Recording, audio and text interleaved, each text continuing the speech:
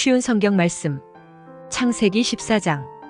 그때에 아므라벨이 시날곳 바빌로니아 왕으로 있었고, 아리옥이 엘라살 왕으로 있었고, 그돌라오멜이 엘람 왕으로 있었고, 디달이 고임 왕으로 있었습니다.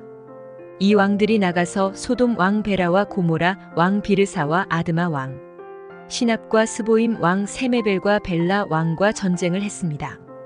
벨라는 소알이라고도 부릅니다. 이 왕들은 군대를 시딤 골짜기로 모았습니다.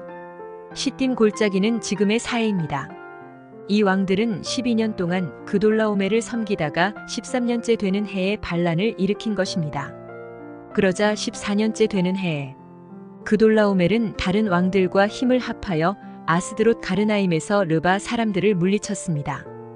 그들은 또함에서 수스 사람들을 물리치고 사웨 기랴다임에서 엠 사람들을 물리쳤습니다. 또 세일산에서 호리 사람들을 쳐서 광야에서 가까운 엘바란까지 이르렀습니다. 그리고 나서 그들은 방향을 돌려 엠미스밧으로 갔습니다. 엠미스밧은 가데스입니다.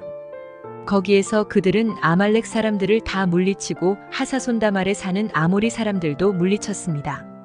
그때에 소돔 왕과 고모라 왕과 아드마 왕과 스보임 왕과 벨라 왕, 곧 소알 왕은 시딤 골짜기로 나가 싸웠습니다.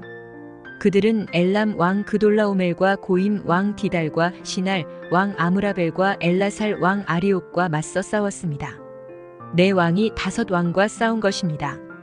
시딤 골짜기에는 역청 구덩이가 많이 있었습니다. 소돔과 고모라의 왕들과 그들의 군대가 도망쳤습니다.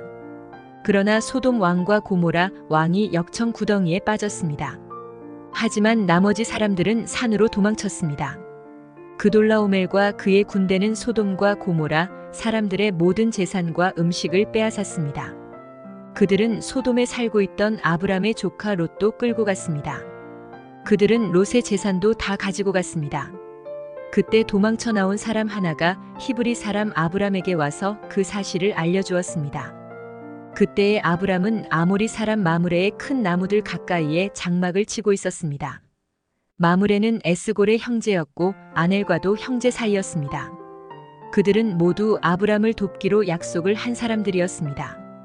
아브람은 자기 조카 롯이 사로잡혔다는 소식을 듣고 그의 장막에서 태어나 그가 훈련시킨 사람 318명을 이끌고 단까지 뒤쫓았습니다. 그날 밤에 아브람은 자기 부하들을 나누었습니다. 그들은 상대편 군대를 공격했습니다. 아브람의 부하들은 그들을 다마스커스 북쪽의 호바까지 뒤쫓았습니다. 아브람은 그들이 빼앗아간 재산을 모두 되찾았습니다. 자기 조카 롯과 롯의 모든 재산을 되찾았고 여자들과 다른 사람들도 되찾았습니다. 아브람은 그돌라오멜과 그와 함께하였던 다른 왕들을 물리친 뒤에 집으로 돌아왔습니다. 아브람이 돌아올 때에 소돔 왕이 아브람을 맞으러 사웨 골짜기로 나왔습니다. 그곳은 왕의 골짜기라고도 불렸습니다. 살렘 왕 멜기세덱도 아브람을 맞으러 나왔습니다. 멜기세덱은 가장 높으신 하나님의 제사장이었습니다. 멜기세덱은 빵과 포도주를 가지고 나왔습니다. 멜기세덱이 아브람에게 복을 빌어주며 말했습니다. 가장 높으신 하나님, 하늘과 땅을 지으신 하나님께서 아브람에게 복을 주시기를. 당신의 원수를 그대 손에 넘겨주신 가장 높으신 하나님을 찬양합니다. 아브람은 멜기세덱에게 가지고 있던 모든 것 중에서 10분의 1을 주었습니다. 그때의 소돔 왕이 아브람에게 말했습니다. 저에게는 붙잡혀갔던 사람들만 돌려주시고 재물은 다 가지십시오. 하지만 아브람이 소돔 왕에게 말했습니다. 나는 하늘과 땅을 지으신 가장 높으신 하나님 여호와께 나의 손을 들어 약속합니다. 나는 당신의 것은 아무것도 가지지 않겠습니다. 나는 시로라기 하나도 신발끈 하나도 가지지 않겠습니다.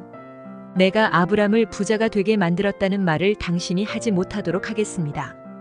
나는 나의 젊은이들이 먹은 음식 말고는 그 외에 아무것도 가지지 않겠습니다. 다만 나와 함께 싸움터에 나아갔던 아넬과 에스골과 마므레의 목마는 그들에게 주십시오. 창세기 15장. 이 일들이 있은 후에 여호와께서 환상 가운데 아브람에게 말씀하셨습니다. 아브람아, 두려워하지 마라. 나는 내 방패이다. 내가 너에게 큰 상을 줄 것이다. 그러자 아브람이 말했습니다. 주 여호와여, 저에게 무엇을 주시렵니까? 저에게는 아들이 없습니다. 그러니 다마스커스 사람인 제 종 엘리에셀이 제 모든 재산을 물려받을 것입니다. 아브람이 또 말했습니다. 주께서 저에게 아들을 주지 않으셨으니 제 집에서 태어난 종이 저의 모든 것을 물려받을 것입니다. 여호와께서 아브람에게 말씀하셨습니다. 그 아이는 내 재산을 물려받을 사람이 아니다. 내 몸에서 태어나는 자가 내 재산을 물려받게 될 것이다. 하나님께서 아브람을 밖으로 데리고 나가셔서 말씀하셨습니다. 하늘을 바라보아라. 셀 수 있으면 저 별들을 세어보아라. 내 자손들도 저 별들처럼 많아지게 될 것이다. 아브람은 여호와의 말씀을 믿었습니다. 그런즉 여호와께서는 이런 아브람의 믿음을 보시고 아브람을 의롭게 여기셨습니다. 하나님께서 아브람에게 말씀하셨습니다. 나는 너를 갈대아 우르에서 인도해낸 여호와이다. 내가 너를 이끌어낸 것은 이 땅을 너에게 주기 위해서이다. 아브람이 말했습니다. 주 여호와여, 제가 이 땅을 얻게 될 것을 어떻게 알 수 있겠습니까? 여호와께서 아브람에게 말씀하셨습니다.